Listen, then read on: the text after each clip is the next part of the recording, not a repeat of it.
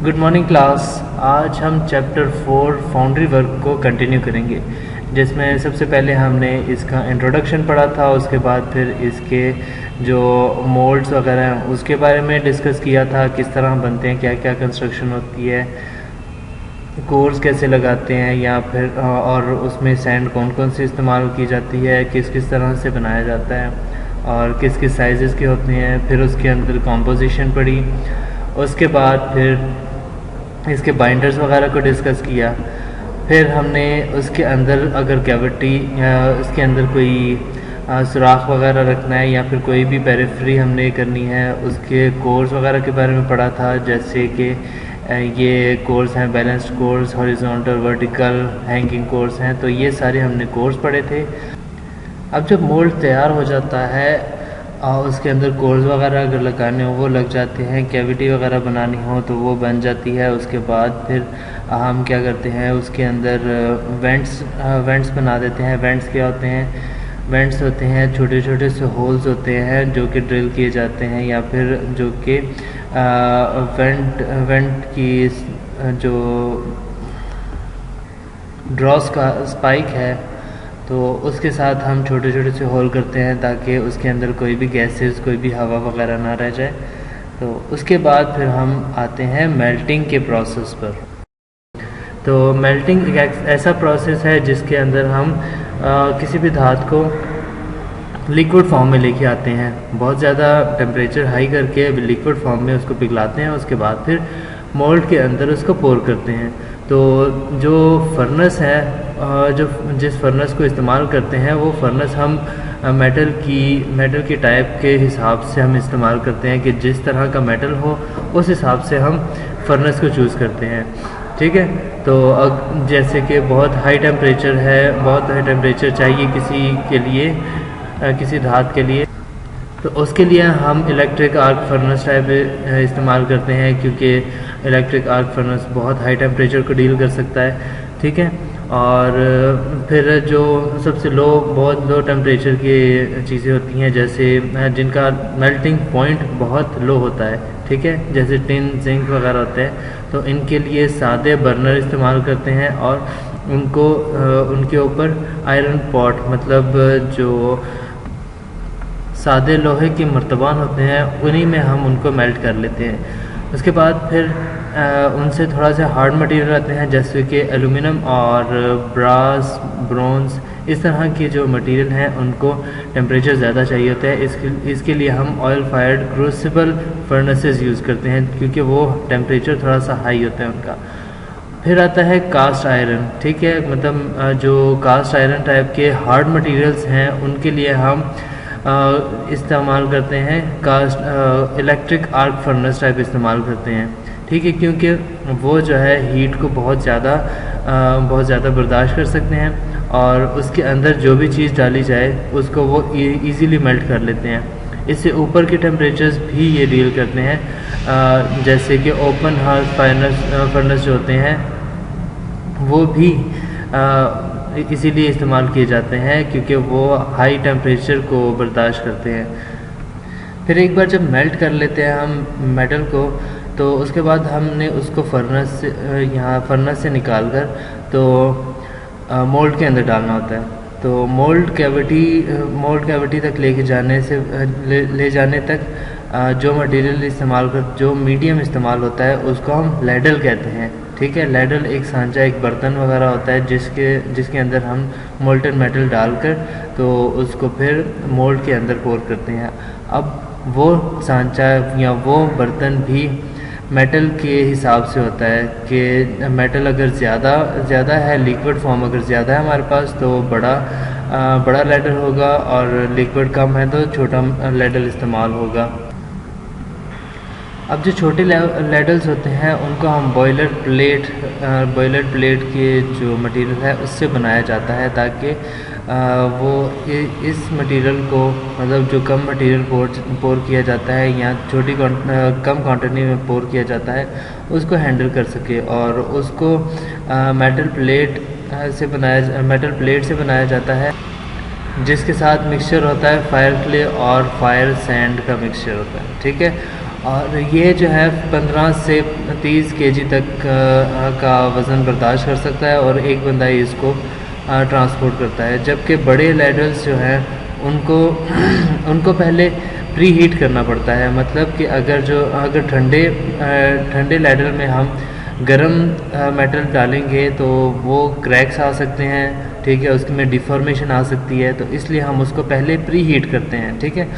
उस pre heat की वजह से क्या होता है कि पहले से गर्म होता है सांचा या फिर जो लैडल है, जो बर्तन है मर्तबान जिसको कहते हैं, तो जो लैडल है वो पहले से हीट होता है। अब उसको एकदम से शॉक नहीं लगता इस गरम मेटल के डालने से, ठीक है, तो इस वजह से वो डिफॉर्म होने से बच जाता है, ठीक है। अगर मतलब वेट होगा या फिर ठंडा होगा तो उसके स्प्लैटर्स आएंगे, स्प्लैशेस आएंगे, स्प्लैशर छींटे कहते हैं, तो छींटे पड़ेंगी, तो इस वजह से इसको प्री हीट करते हैं। अब इसको हम हैवी गेज से बनाते हैं। हैवी गेज कहते हैं कि मोटे मटेरियल से बनाते हैं, ठीक है। जैसे डिफरेंट गेजेस होते हैं, टीथ गेज होते हैं टीथ को नापने के लिए, और गोलाई को नापने के लिए रेडियस गेज होते हैं, तो इसलिए इसी तरह इसकी मोटाई को नापते हैं, ठीक है। हैवी गेजेस मतलब कि जो स्टील प्लेट है उसकी मोटाई ज़्यादा होती है फिर उससे। अब इस तरह के जो लैडल्स हैं वो दो से 3 बंदे उठा सकते हैं। जो छोटे लैडल्स हैं उनको एक बंदा भी कैरी कर सकता है, लेकिन उनसे बड़े जो लैडल्स होते हैं जो मतलब कि 50-100 से ऊपर होते हैं या फिर 150 केजी तक जो हैंडल करते हैं, तो उनको हम मैकेनिकली हैंडल करते हैं, ठीक है। वो क्रेन्स इस्तेमाल करते हैं उनके लिए, फिर उनको उठा के दूसरी जगह ट्रांसपोर्ट करने के लिए।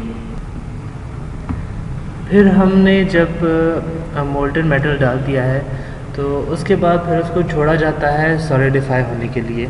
अब सॉलिडिफाइंग का क्या मतलब होता है कि वो जब ठंडा हो जाता है तो अपनी जगह पे जम जाता है। उस जमने के प्रोसेस को हम कहते हैं सॉलिडिफिकेशन, ठीक है।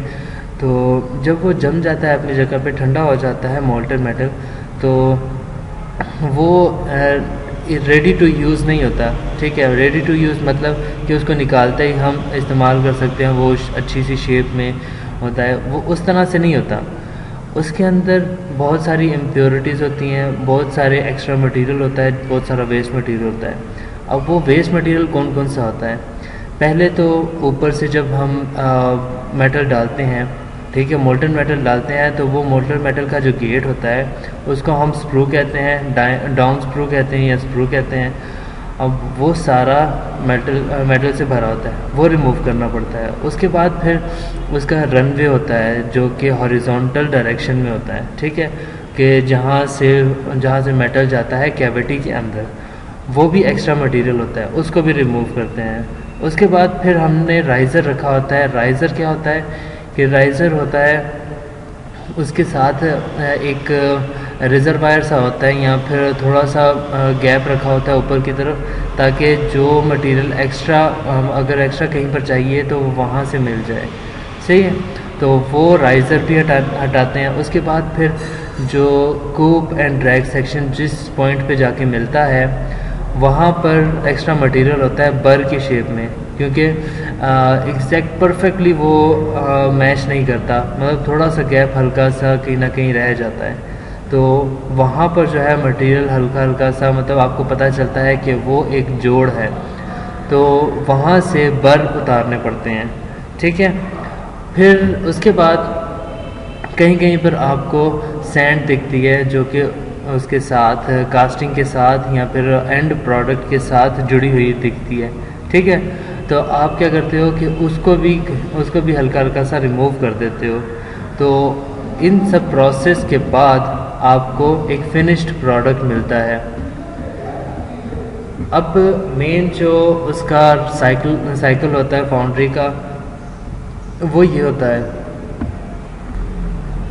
अब फाउंड्री में ये साइकिल इस तरह से चलता है कि फाउंड्री का जो मोल्ड बनते हैं, उसके बाद फिर उसके अंदर पोरिंग होती है, उसके बाद क्लीनिंग करते हैं उसको, और आपके पास एंड प्रोडक्ट जो है तैयार आ जाता है, ठीक है। अब इसके अंदर कुछ कॉन्सेप्ट ऐसे होते हैं, कुछ प्रोडक्ट ऐसे होते हैं जिनके अंदर हम कोर लगाते हैं। कोर का मैंने आपको बताया था कि कोई भी कैविटी वगैरह बनानी हो या कोई भी खाली जगह छोड़नी हो कैविटी के अंदर, या फिर कोई भी एंड प्रोडक्ट के अंदर आपको खाली जगह छोड़नी हो, कोई भी सुराख चाहिए है, कोई भी पैटर्न चाहिए है, ठीक है, कोई भी स्क्वायर शेप चाहिए, तो उसके लिए हम अलहदा से कोर बनाते हैं। ठीक है, कोर बना के उसके अंदर सेट कर देते हैं और उसके बाद फिर क्या होता है कि वो जगह एंड प्रोडक्ट में खाली रह जाती है। ठीक है, तो हम कोर बनाते हैं और मोल्ड के अंदर फिट करते हैं उसको। उसके बाद फिर जो पोरिंग का सेक्शन होता है, पोरिंग होती है और क्लीनिंग होती है। ठीक है, और पोरिंग का प्रोसेस आपको बताया था, पोरिंग के प्रोसेस के लिए ज़रूरी है कि चीज़ मोल्टन फॉर्म में हो। ठीक है, या तो वो पहले से ही मोल्टन फॉर्म में होगी तो हम मोल्ड पे जाएंगे, फिर पोरिंग करेंगे उसके अंदर और क्लीनिंग कर देंगे। ठीक है, लेकिन अगर वो मोल्टन फॉर्म में नहीं है, वो सॉलिड फॉर्म में है, तो उसको हम मेल्ट करेंगे।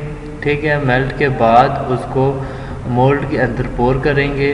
पोरिंग का आपको सारा प्रोसेस बताया है कि कैसे होगा, किस तरह से होगा। ठीक, और उसके बाद फिर पोरिंग के बाद वो क्लीनिंग के सेक्शन में जाएगा, जहाँ पर वो एंड प्रोडक्ट बन के आपके पास आ जाएगा। तो ये था फाउंड्री का शुरू से लेके एंड तक, क्लीनिंग तक का प्रोसेस। अब क्लीनिंग पे जाके भी अक्सर उसका प्रोडक्ट फिनिश नहीं होता, मतलब एंड प्रोडक्ट हमें नहीं मिलता। उसके बाद फिर हम क्या करते हैं, उसके ऊपर डिफरेंट पॉलिशिंग वगैरह होती है, फिर मुख्तलिफ़ किस्म के रेजन्स लगते हैं उनके ऊपर उसको साफ़ करने के लिए। उसके बाद उसको कोटिंग करने के लिए कुछ होती है स्टेनलेस स्टील कोटिंग के लिए होता है, कुछ किसी और तरह की कोटिंग होती है, कुछ इलेक्ट्रोप्लेटिंग करनी पड़ती है। ठीक है, तो अपनी रिक्वायरमेंट के मुताबिक उसके ऊपर सारा प्रोसेस करते हैं। उसके बाद हमारे पास एक प्रोडक्ट मार्केट में आता है, कंप्लीट होकर मार्केट में लॉन्च होता है, जिसको हम नॉर्मल डे में यूज़ करते हैं। तो आज का लेक्चर यही था फाउंड्री वर्क के बारे में और उसके मोल्ड्स और मेल्टिंग पॉइंट्स वगैरह के बारे में।